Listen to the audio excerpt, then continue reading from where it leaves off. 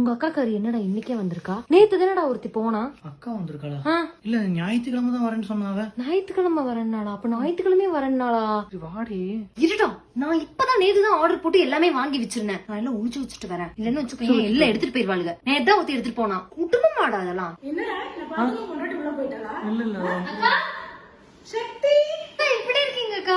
சக்தி வீட்டுல ஃபங்க்ஷன் வச்சிருக்கோம்ல. ஆமாக்கா, எல்லா வேலையும் பண்ணி கொடுக்கணும் சக்தி. வீட்லயே எந்த வேலையும் செய்ய மாட்டேன் மவளே. செத்தடி, உன்னை வேலை வாங்க வைக்கிறேன் இரு. அக்கா நான் வராமே அக்கா, நான் தாக்க முன்ன நின்னு எல்லாமே நடத்துவக்கா.